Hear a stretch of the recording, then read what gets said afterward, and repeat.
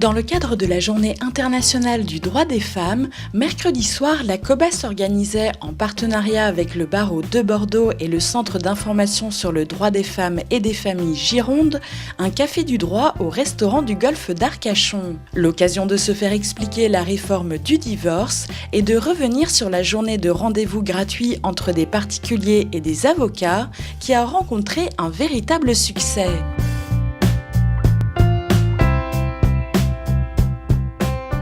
Cette journée s'est plutôt très bien passée, nous pouvons dire, puisque nous avons reçu à peu près 48 personnes.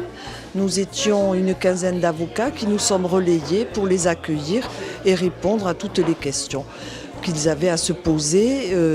Nous avons reçu majoritairement des femmes, mais quand même quelques hommes qui se sont aventurés dans cette journée du 8 mars, Journée internationale de la femme. Je peux également vous préciser que c'est donc la deuxième année que nous organisons et que nous participons à cette Journée internationale de la femme et que nous espérons effectivement chaudement la reconduire l'année prochaine et faire connaître effectivement ces conseils aux justiciables.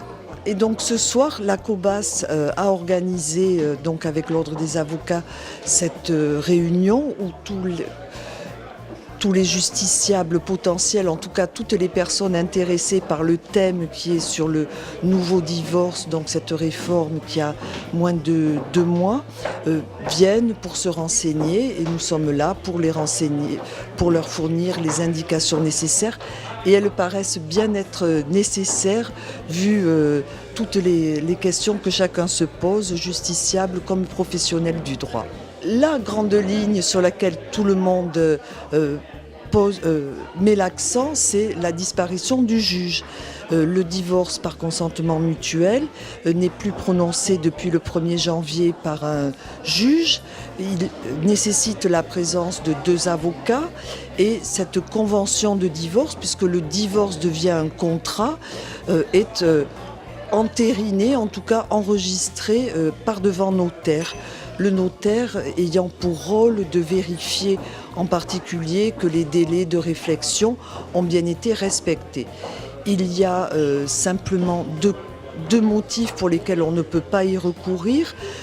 Parce qu'il y a des enfants mineurs qui sollicitent d'être entendus par un juge et parce qu'il y a des époux fait l'objet d'une mesure de protection, tutelle ou curatelle. Et là, il faut recourir au juge aux affaires familiales.